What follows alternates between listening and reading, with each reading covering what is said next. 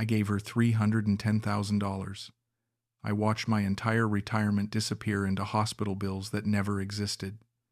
Her mother wasn't dying. She was never even sick. And the worst part? I saw the signs. I just didn't want to believe them. My name is Colin, and this is how love after 60 destroyed everything I'd spent 40 years building. The oil was warm on my back. I could feel her hands working through knots I didn't know I had. I'd been in Cebu for 2 weeks, trying to escape the emptiness of my house in Albuquerque. The house where Linda died. The house that still smelled like her, even 3 years later. I came to the Philippines because I couldn't stand being there anymore. Every room was a memory.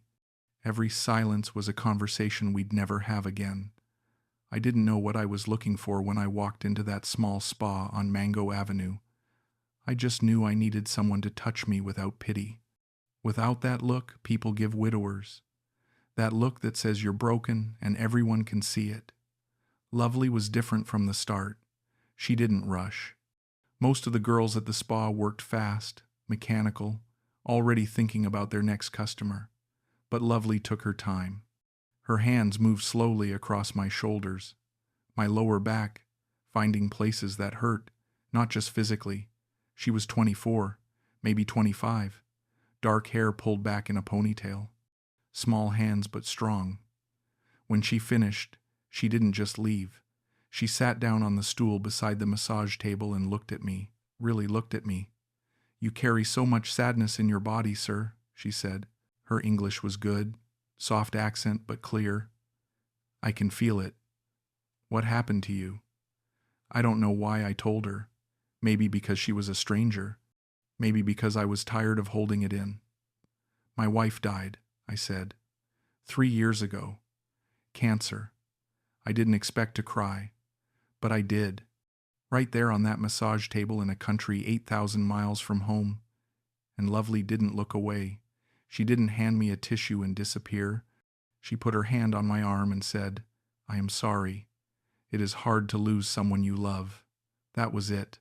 That was the moment I started to believe she was different, that she saw me, not my age, not my money, just me. Just the broken 62-year-old man who couldn't figure out how to live without his wife. The next day, Lovely asked if I wanted to get coffee after her shift. I said yes too quickly. I'd been alone for so long that even the smallest invitation felt like a lifeline.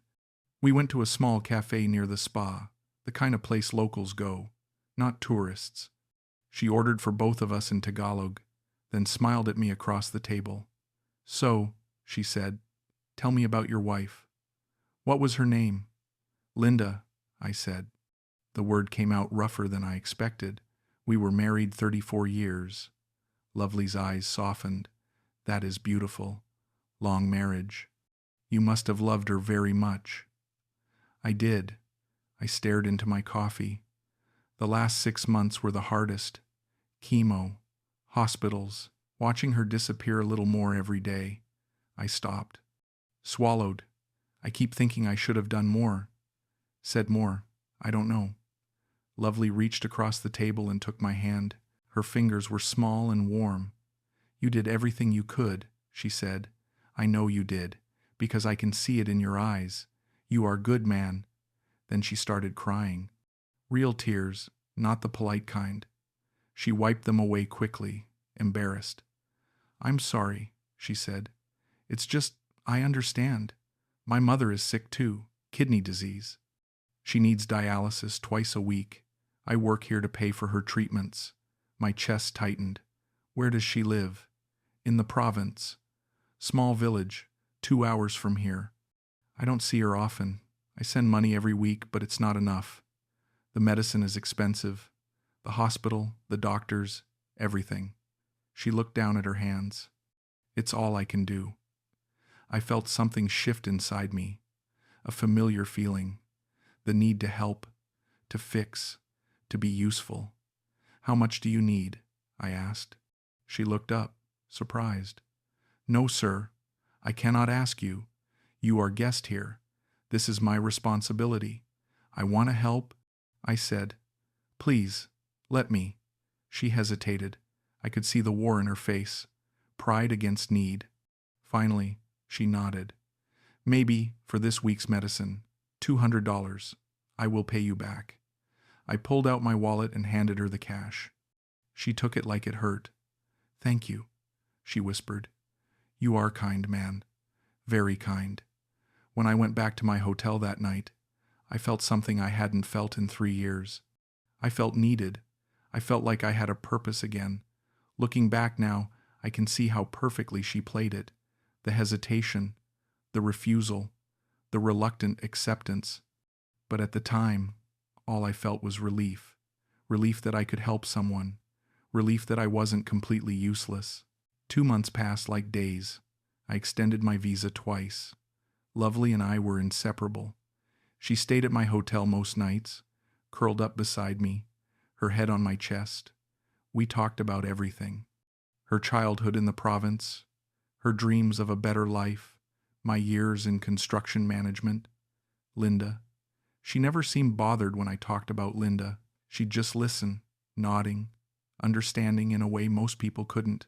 One night, lying in bed, she said, I have always wanted to see America. I looked down at her. Yeah? Yes. She traced circles on my chest with her finger. I think about it sometimes. If I could take care of my mother there, if I could work and send money home to my family, maybe one day. My heart opened like a door I'd kept locked for years. Maybe sooner than you think, I said. She looked up at me, confused. I kissed her forehead. I'm going to look into it, fiancé visa. We could do it. Her eyes filled with tears. Colin, no. That is too much. You don't have to. I want to, I said, and I meant it. I started researching that night. K-1 visa, forms, requirements, timelines. It seemed possible. Complicated, but possible. I felt something close to happiness. For the first time since Linda died, I could see a future. Then everything changed. Lovely got a call one afternoon while we were having lunch. She answered in Tagalog, and her face went white. She stood up, phone pressed to her ear, speaking rapidly. When she hung up, she was shaking. What's wrong? I asked. My mother, she said. Her voice cracked. She collapsed. They took her to the hospital. Emergency. Okay, I said. I stood up, grabbed my wallet. Let's go. I'll drive you. She shook her head. No. I need to call the hospital first. Find out what they need. She stepped outside to make the call. I watched through the window. She was pacing, crying, her hand over her mouth. When she came back inside, she could barely speak. They need payment up front, she said. $4,000 to admit her. Without it, they will turn her away. I didn't even hesitate. I'll wire it. Right now. Her eyes went wide. Colin, no. I cannot ask. You're not asking. I'm offering. I pulled out my phone and opened my banking app. What's the hospital's information? She gave it to me, hands shaking. I transferred $4,000. Just like that. When it went through, Lovely collapsed into my arms, sobbing. You saved her life, she whispered. You saved her. I held her and felt like a hero, like I'd finally done something that mattered. But that night, back at the hotel, something gnawed at me. Lovely was asleep beside me, her phone on the nightstand. It kept buzzing, over and over. I tried to ignore it. Then I saw the screen light up. A message preview in English. Did he send it? My chest tightened. I stared at the ceiling, telling myself it was her cousins. Worried family. Nothing more. But I couldn't shake the feeling that something was wrong. When Lovely woke up, I asked, Who keeps texting you? She grabbed her phone quickly. Just my cousins. They worry about Mama. I wanted to believe her. So I did. The hospital bills kept coming. $6,500 for tests, $3,200 for medication, another $2,200 for monitoring. In 3 weeks, I'd sent over $13,000. My savings account was shrinking. I told myself it was temporary. She'd pay me back. We'd work it out together. But I started noticing things. Lovely would disappear for hours without explanation. She'd say she was visiting her mother at the hospital, but the hospital was only 40 minutes away. She'd be gone for 6, 7 hours. When I asked, she got defensive. "You don't trust me?" she said one night. Her voice was sharp, unfamiliar. "After everything?" "I didn't say that," I said. "I just wondered." "Wondered what? If I'm lying? If I'm using you?" Tears filled her eyes. "I thought you were different, Colin. I thought you understood." "I do," I said quickly. "I'm sorry. I didn't mean." She turned away from me. I reached for her, apologizing, hating myself for doubting her. The next day, I tried to visit her mother. "I want to meet her," I said. "Bring her flowers or something." Lovely's face went pale. "No," she said. "Too fast. She's too weak. Doctor's orders. No visitors except immediate family." I backed off, but the unease was growing. One night, while Lovely was in the shower, her phone lit up again. I stared at it from across the room. Another message in English. "When is he leaving?" My hands were shaking. I didn't touch her phone. I didn't confront her.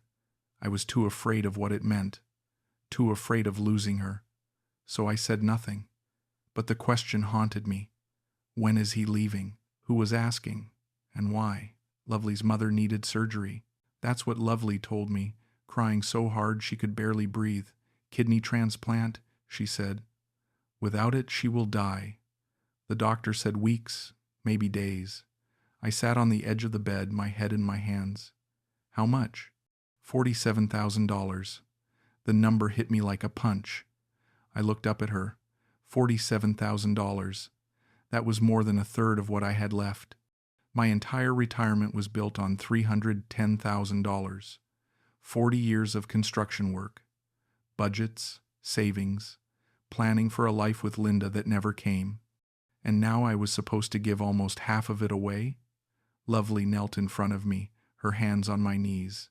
"Please, Colin, she will die without this. You are the only one who can help. I will pay you back. I swear, when I get to America, I will work. I will send every dollar back to you." I wanted to say no. Every rational part of my brain screamed no. But I looked at her face, the tears, the desperation, the fear, and I couldn't do it. I couldn't let her mother die. "Okay," I said. Her eyes went wide. "Okay, I'll do it."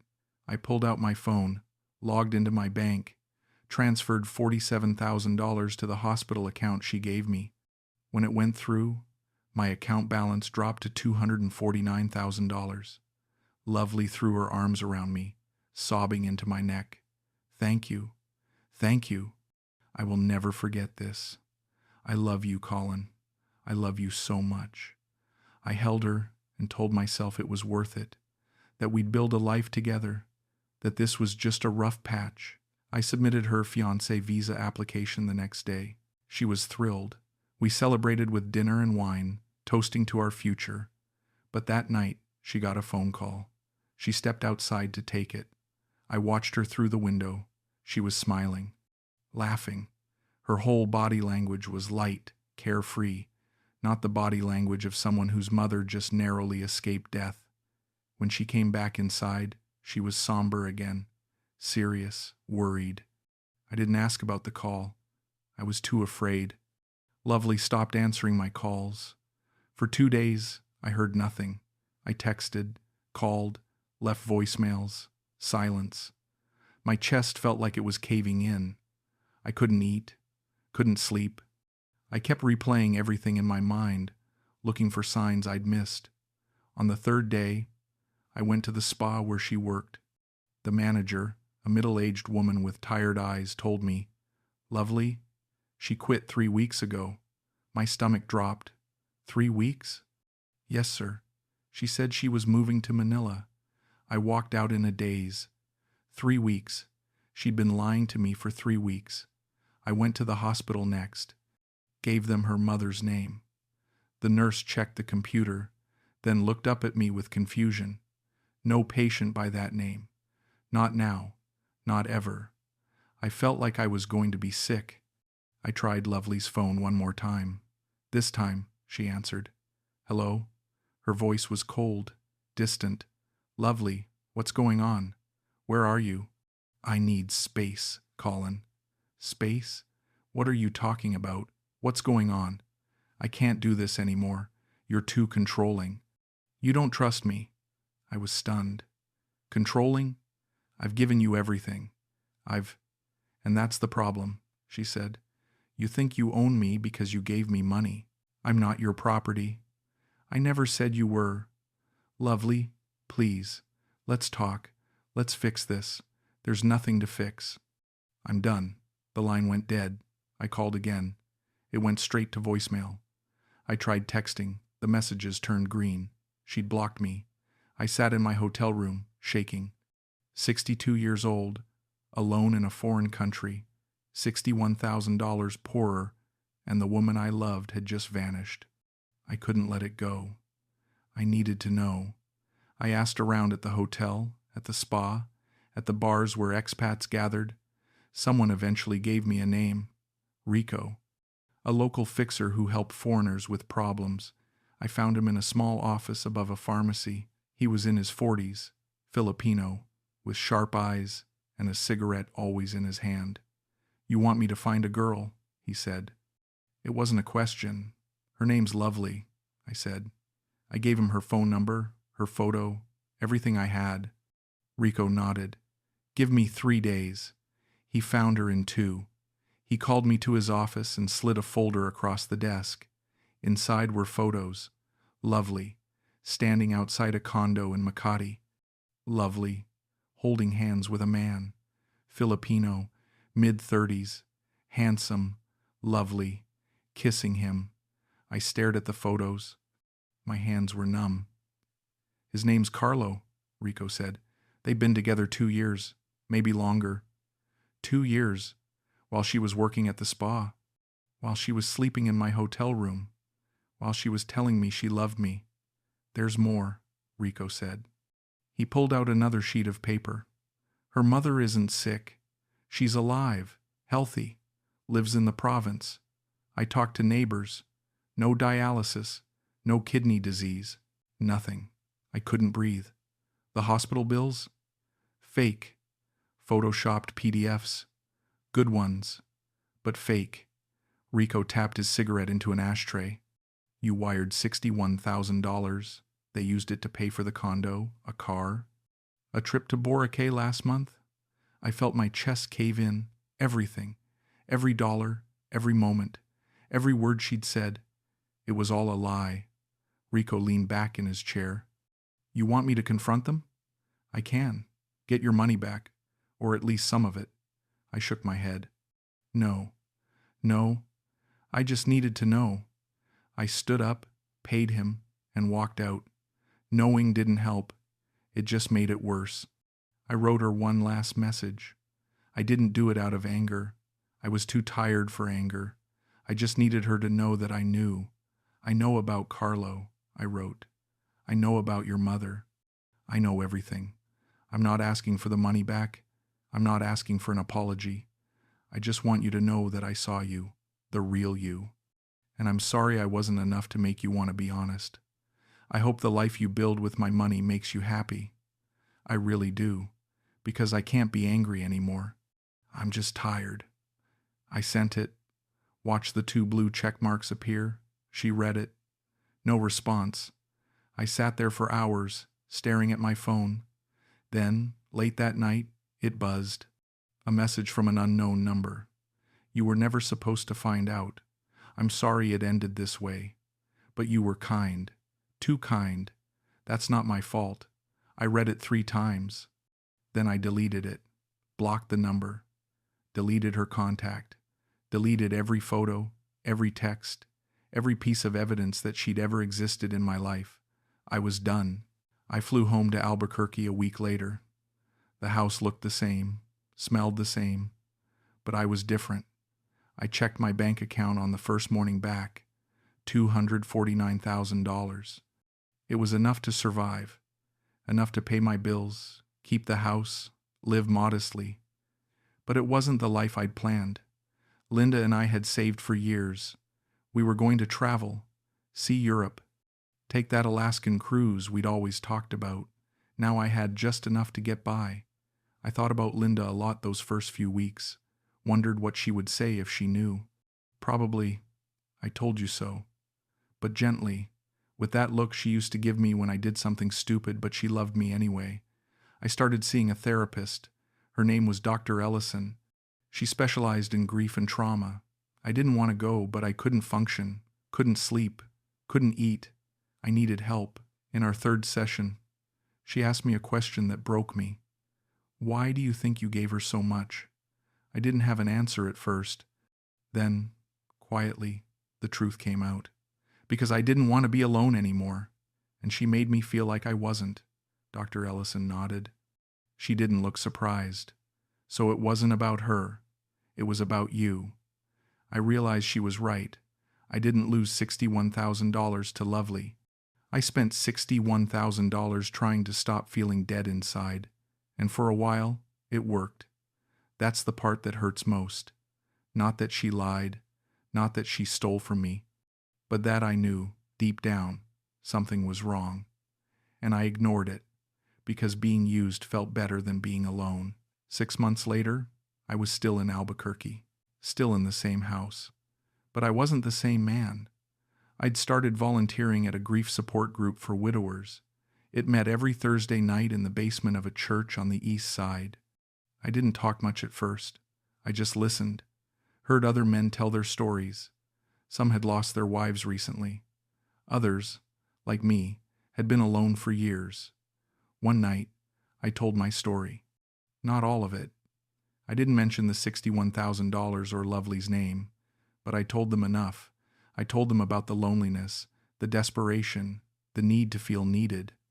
When I finished, the room was quiet. Then a man named Paul spoke up. He was in his late 50s, gray beard, kind eyes. "I almost did the same thing," he said. "Met a girl online, from Thailand.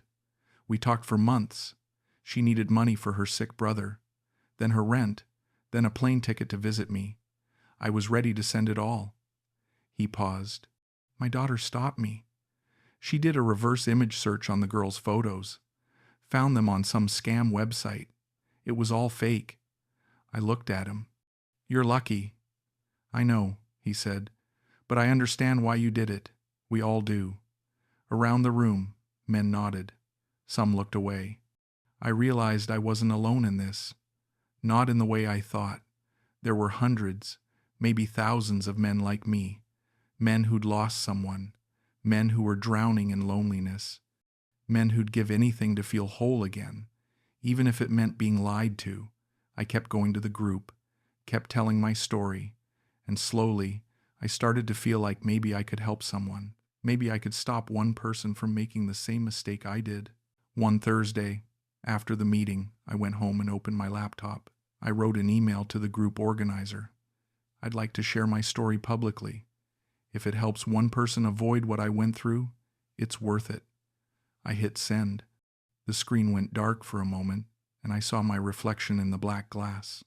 Older, tired, lines on my face that weren't there a year ago, but still here, still breathing. I thought about Lovely sometimes, wondered if she ever thought about me. Probably not. I was just another transaction to her, another lonely man with money, and that's okay. I didn't get my money back. I didn't get closure. I didn't get revenge or justice or any of the things people think you need to move on, but I got something else. I learned that love after 60 isn't about finding someone to fill the emptiness. It's about learning to live with the emptiness until it doesn't hurt anymore. It's about accepting that some wounds don't heal. They just become part of who you are. I'm not the man I was before I met Lovely. I'm not the man I was when Linda was alive. I'm someone new, someone shaped by loss and mistakes and painful lessons. And maybe that's enough. I still live in the house where Linda died. I still wake up alone. But I don't feel dead inside anymore. I feel something else, something quieter. Not happiness, not peace, just acceptance. I'm 62 years old. I have $249,000 in the bank. I have a grief support group that meets every Thursday. I have a story that might save someone, and I have the rest of my life to figure out what comes next. That's more than I thought I'd have 6 months ago. That's enough.